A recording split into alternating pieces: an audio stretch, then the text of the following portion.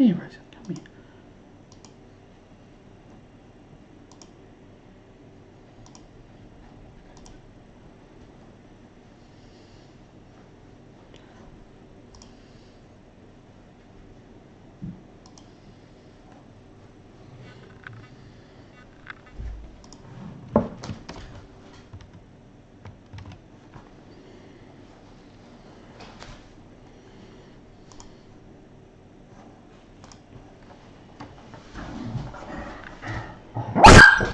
Oh, what are you doing? Monster. Monster. Oh, we haven't got the camera on, darling.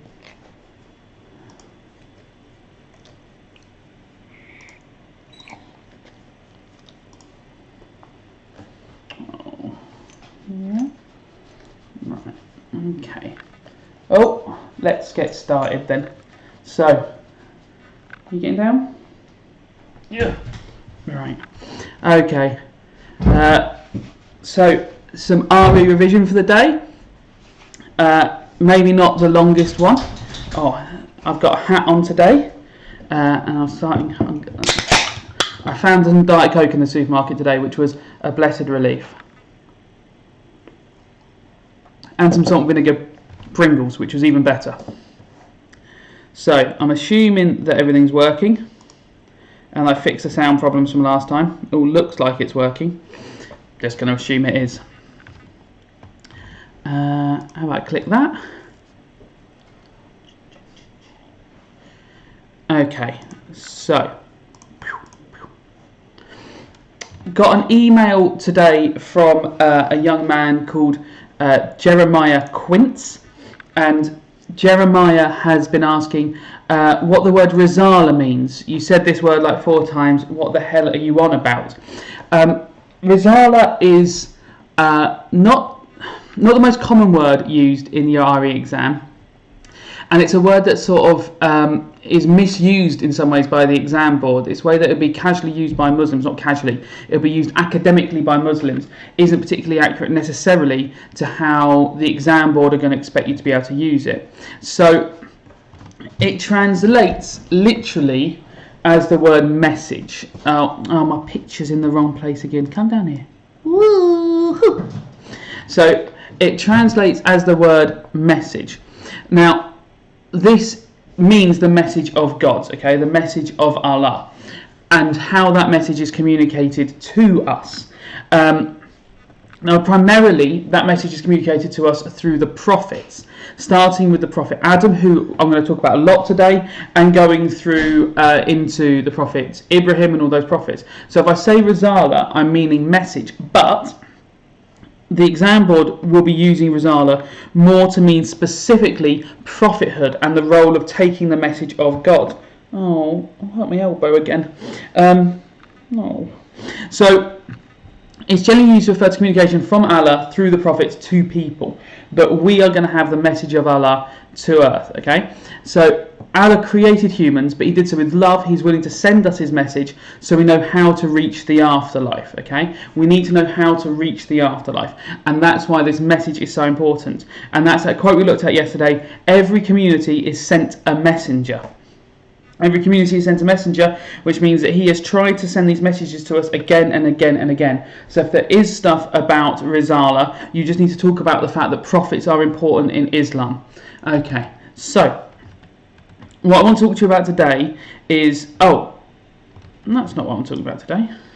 Oh yeah, so Risala flows through us at different points in our life, okay? We might listen to the words of prophets, though not anymore, read the words of Quran, or listen to the angels of Allah. However, for most people, this is going to be reading the words of the Quran. Why we got to read the words of the Quran? Why can't we listen to prophets anymore? Well, because we have the Quran on a day-to-day basis, okay? We have it here. I can actually see the Quran. I can read the Quran. Stop trying to eat the rabbit's food. That's not for you. You're a pickle, aren't you? Right. Sorry. She's eating straw recently because she's an idiot, and she did toilet this morning and her leavings were full of straw. God, you're stupid. Why you have dog food in your bowl? Eat dog food, not rabbit food. You're so dumb. You're beautiful but stupid. Yes. Okay. No more eating rabbit food. Come.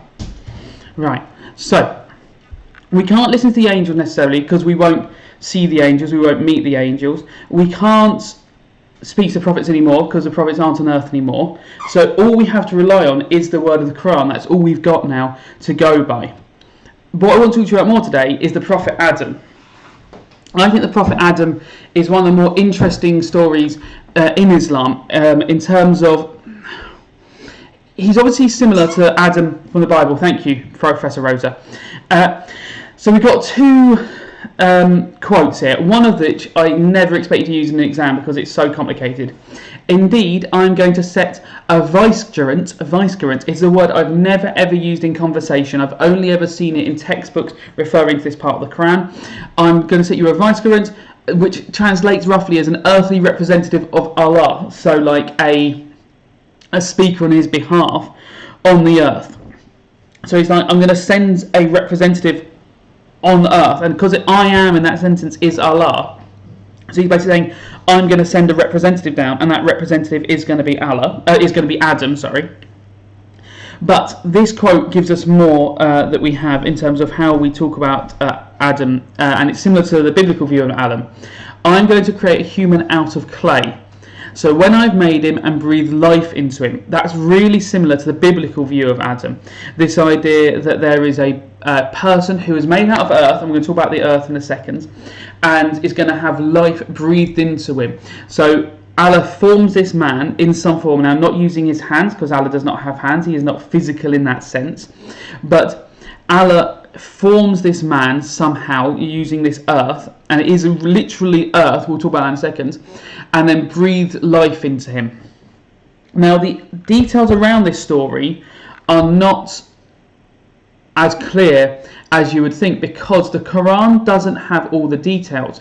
Some of the details are from other Muslim scripture, and the reason that we can't take those as fact is what we talked about before. The Quran is the only source that cannot be doubted. So some of these other bits of story are bits that Muslims question, so you have more traditional aspects that Muslims teach about, and that's what we're going to talk about more today. Hello Leiden, lovely to see you. Nice to see the Half-Life logo in there. I'm talking to the people on the chat. I don't know, if you're watching this later you can't see that. I'm not sure how to put the chat in the video. I looked up how to do it online and it didn't tell me. So, Adam's creation. Adam's creation was from the earth, okay? Well, don't talk to Leiden in the chat, rude. Talking to my lesson, I can send you out for that. So, Adam's creation was from the earth. Now, he's made of soil, and the soil is of many different colours, okay? Why is that important? Well, it becomes important later, so I'll focus on that in a second. Oh, my picture's in the way again. Always in the way. How do I move myself again? Right, make myself smaller. Whoop, whoop. Right, there you go. So, the soils of many colours, and it came from all over the earth.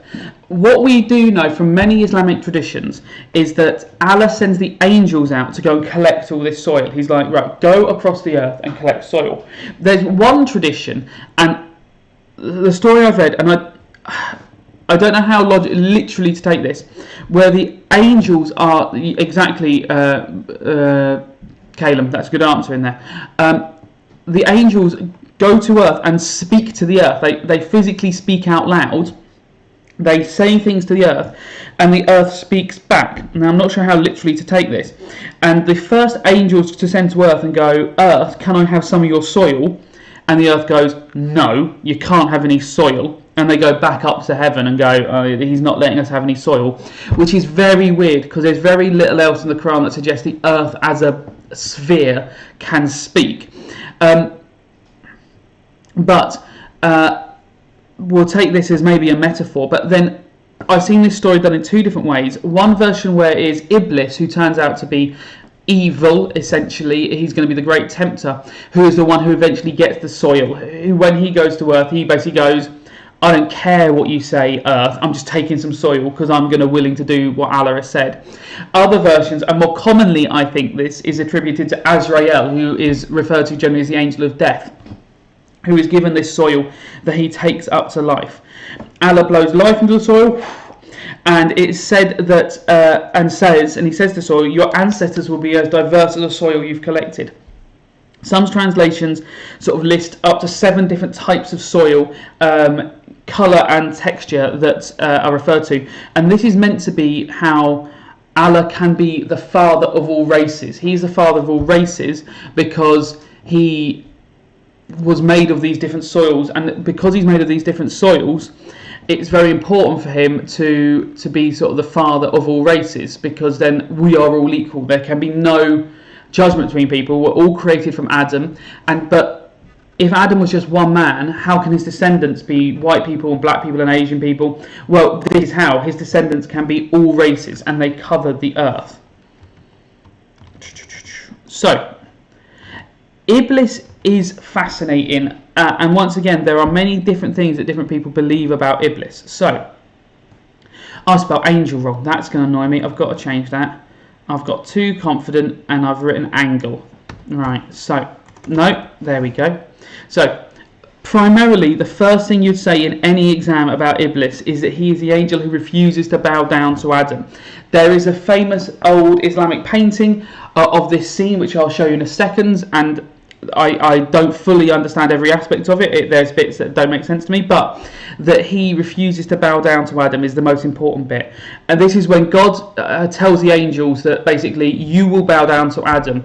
Not that you'll be subservient to them, but that Adam and therefore human beings are not superior, but it is the angels' role to serve mankind's journey to heaven, not mankind's role to serve the angels. So Iblis refuses to bow down. Now, some stories have a story like tales, and this is not from the Quran itself, tales of jinn, who are like genie, devils, demons, depending on your translation, fighting against the angels, and it is the archangel Iblis who is leading this army. He's leading this army against these jinn. So, as I said a few videos ago, when people are created, it is angels are created of light, humans are created of the earth, and the jinn are created of smokeless fire, whatever that means. That's the term that gets thrown around a lot. And many Muslims still believe in jinn and spirits, and jinn are there as evil spirits, and it's where we get the idea of genies from. If you think about the films Aladdin and stuff like that, this idea of genies is from Muslim traditions and Muslim stories. So Iblis has this important role there, but we'll look at this painting quickly of him having fallen from heaven, or him refusing to bow down. So I can't read the Arabic, so I can't comment on that. But you can see the angels here are prostrate. Prostrate means their heads to the floor. They are bowing down. Now, for some reason, and I do not understand this, and maybe someone could email me if they understand it better than I do, I believe this is Iblis here refusing to bow down. He is kneeling, but he will not put his head down at Adam's side. There's a passage in some Islamic teachings where Adam lays motionless for 40 years before rising. And Iblis says, oh, if you ever do rise, I will have power over you, I will have authority over you. Basically like going, if you ever stand up, sleeping man, I will take over. But it's very strange that Iblis, for me, is portrayed as a man, whereas the other angels are portrayed as angels. So if anyone knows any reason why Iblis is portrayed with a turban, let me know. I have searched a few websites and I'm getting very confusing answers. So I've not been able to work out why Iblis is drawn with a turban. But what we'll talk about briefly, before we go on to something else, is Adam's role as the first prophet. So I believe it is Iblis, Caleb, but I don't know why Iblis isn't an angel, where he's referred to as an angel in places. I'll have to try and do some more research on that. So Adam's name translates as the chosen one. Okay, so he is the chosen one. So he's chosen by God. Okay, so when you talk to anyone called Adam, their name translates as the chosen one, which is a pretty cool name to have. He was directly created by Allah. Okay, unlike the rest of us who are created by our mums and dads, Adam is created by Allah. Adam was to be the caretaker of the world, and he was taught all about farming and how to care for animals. We will talk more about farming in a second. Okay, we'll talk about more about farming in a second. So, oh, what's going on here? Right. So, oh, sorry guys, I'm just having some trouble here. Yeah. So, he was given the knowledge of language, and they taught him how to communicate. Okay, his companion, known as Hawa in the Quran, rather than Eve. Sorry, in the Quran actually she's not named; she's just referred to as the wife of Adam. So we get some similarities with the story of Adam and Eve, but differences. The most important thing to remember, if there's any question about Adam, he is the first man created by Allah and is the chosen one. Adam is given knowledge of farming and how to look after animals, and you can link that to stewardship and caring about the world. The exam board like to use the word Khalifa, K-H-A-L-I-F-A-H, to mean someone who is a steward of the world. So if you wanted the Muslim equivalent of stewardship, you could use the term Khalifa. You could also talk that Allah gave him knowledge and language and how to communicate. And you could talk about the fact that they did sin. Adam and Eve did create the first sin when they listened to the serpent and ate the forbidden fruit. Though there are different, you can hear slightly different versions of this with the role of Iblis within this. And Iblis, don't forget, is the great tempter, tempting people to do wrong at this point. Now, I'm going to see if I can make this work, because I've been working on this. Right, so if I click that, does that work? No, it didn't work. Yes, haha. Oh, it's too small. Right, so I thought if we're talking about farming, we should have a look at some proper farming. I told you yesterday I had my nice little farm. So, oh, where's my farm? Come on, farm. Now, I've got a skeleton wallpaper up here. Oh, it's too small. Hang on, how do I make it bigger? Right, there we go. So I've got my skeleton wallpaper up here. I'm very pleased with this. I've got this stone I found. I'm not sure if it does anything. There's a lot of stuff I'm not sure about. He can watch TV, but I never know what's on, and I don't know why I would watch TV. So I never do watch the TV in it. So I just normally hang outside. And this is my little farm that I've got. Now, because I've got so much time off work, I've got issues with my chickens. I'm not even going to talk about the chickens at the moment. They're doing my boxing. I mean, they're being ridiculously behaved. But then I've got my little bit where I farm down here. Oh, I don't know what that means in the water. Maybe something exciting's in there. So I've got my little tiny farm here. I didn't really know what I was doing with the farm, so I just built some walls. I had crows stealing all my crops, so I had to build a scarecrow. That seemed to be the most important part of what I was doing. So yeah, that's my little farm. Oh, where is it gone? I'm mainly growing grass. I don't know if grass is valuable, but I've got a lot of grass. So I've got this big field of grass here.